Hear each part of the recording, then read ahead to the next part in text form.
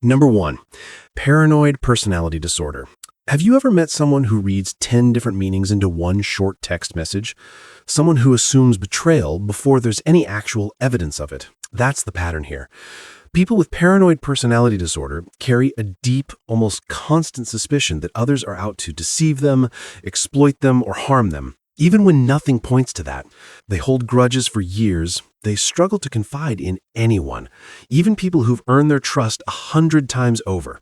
Every compliment gets reread for a hidden insult. Think about Rorschach from Watchmen, the mask that never settles into one expression, the diary entries that read like a man convinced the whole world is rotting and coming for him next. He doesn't just distrust strangers, he distrusts the heroes standing right next to him, the ones who fought alongside him for years. No evidence required, just the conviction that betrayal is always one step away. That escalating, exhausting suspicion is the engine of this disorder, and it rarely settles on just one person. Eventually, it points at everyone. Here's the strange part. People with paranoid personality disorder are some of the least likely to ever end up in therapy, which makes sense if you think about it. Why would you trust a stranger with your secrets when you don't trust anyone with them? But suspicion like that is almost easy to spot compared to what's coming next, because the next pattern doesn't even want you close enough to suspect anything. Number 2, schizoid personality disorder. It's not about distrust,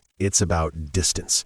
Someone with this pattern shows little interest in close relationships, prefers solitary activities almost every time there's a choice, and seems almost indifferent to praise or criticism, as if neither one really lands. Family events, group chats, birthday parties, none of it pulls at them the way it pulls at everyone else. Where paranoid personality disorder is wary of people, this one just doesn't need them, not in any deep way. Picture Lisbeth Salander from The Girl with the Dragon Tattoo, guarded, self-contained, more comfortable behind a screen than across the table from another human being.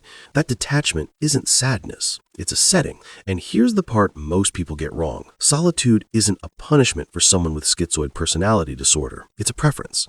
Being alone doesn't feel lonely. It feels like relief. Here's the thing though. This next one gets mixed up with something far scarier sounding far more often than it should. Number 3, schizotypal personality disorder. Gets confused with schizophrenia constantly, and that mix-up does it a disservice. There's no break from reality here. What you get instead is eccentric thinking, odd beliefs, strange speech patterns, maybe a deep conviction that certain numbers or coincidences carry hidden meaning, or that ordinary events are somehow personally significant in ways other people just don't notice. Social situations feel deeply uncomfortable, almost foreign, and that discomfort tends to push people toward isolation, not because they don't want connection, but because connection feels like a language they were never quite taught. Think of Luna Lovegood from Harry Potter.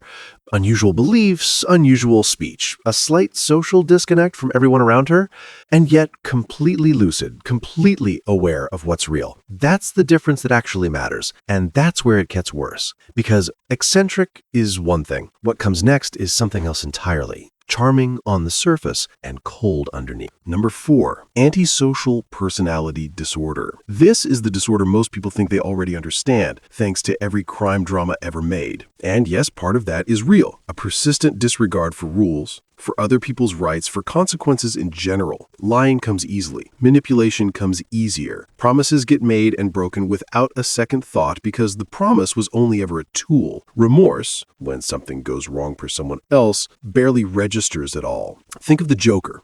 Chaotic, calculating, completely unbothered by the wreckage he leaves behind, charming exactly long enough to get whatever he wants. Here's a detail that surprises people. Most individuals with antisocial traits never end up in a courtroom. A lot of them function just fine in office buildings, boardrooms, even friend groups, with charm doing the heavy lifting that empathy usually would. Except that cold, calculated detachment wears off completely with the next pattern, which burns in the exact opposite direction. Loud, intense, impossible to predict.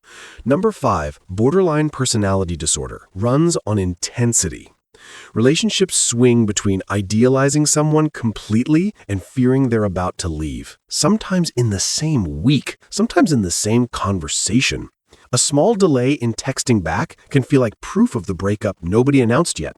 That fear of abandonment is so strong it can actually cause the exact thing it's afraid of, pushing people away through behavior that feels, from the inside, like protection. People who live with this disorder often describe it less like having feelings and more like feeling everything turned up impossibly loud all the time.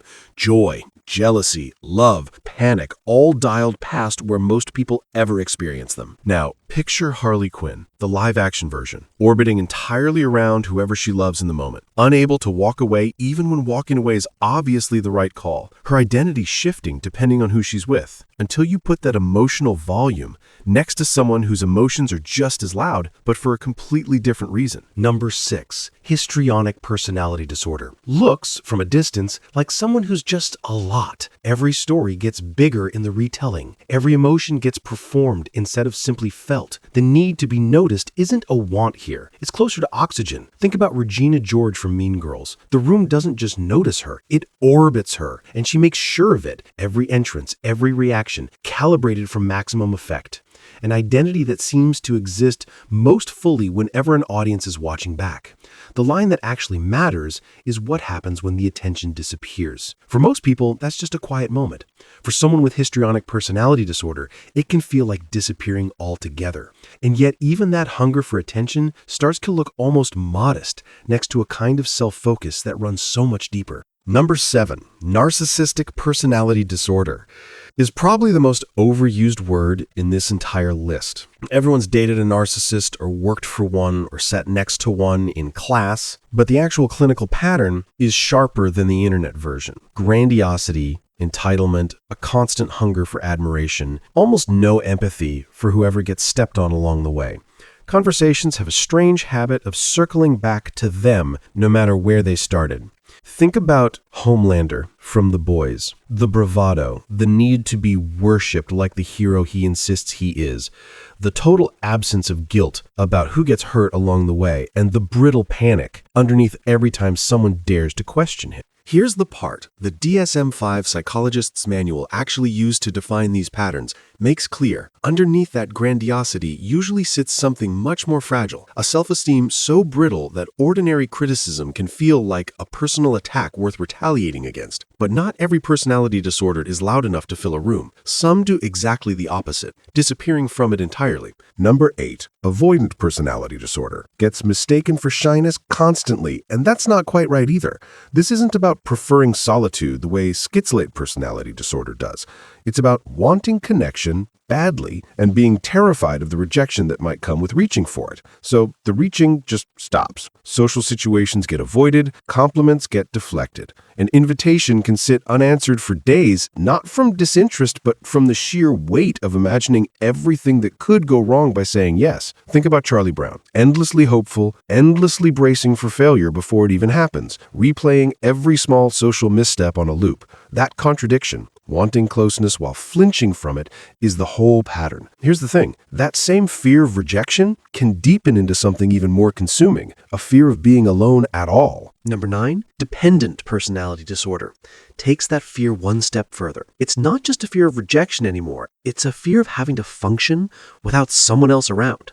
Decisions, even small ones like what to eat or what to wear, start to feel unbearable to make alone. Staying in an unhappy relationship can feel safer than facing life without one at all. Think of Bella Swan from Twilight. Her entire sense of direction seems to bend around whoever she's with at the time. Her choice is filtered through someone else's presence rather than her own. And the last pattern on this list isn't about a fear of people at all. It's about a fear of things being anything less than exactly right. Number 10, obsessive-compulsive personality disorder. Gets confused with OCD constantly, but they're not the same thing. There are no intrusive thoughts here, no rituals performed to relieve anxiety. This is about rigid perfectionism, rules followed to the letter, schedules that can't bend, a conviction that there's exactly one correct way to do something and everyone else is simply doing it wrong. Work tends to matter more than rest, more than relationships, more than almost anything else competing for the time. Think of Monica Geller from Friends. Color-coded everything. A need for control so strong it edges out flexibility, sometimes even edges out the people standing right in front of her. And that brings you to the end of the list, but maybe not to a clean answer. So, did you recognize anyone while watching this? Maybe even yourself just a little? Drop it in the comments, the person who came to mind the moment you heard their pattern. If you like content about psychology, subscribe. Next video, we're going to talk about psychology of people who refuse to celebrate their own birthday. And yeah, I'm one of them. Are you on our team? No birthday celebrations? Or are you on the other side?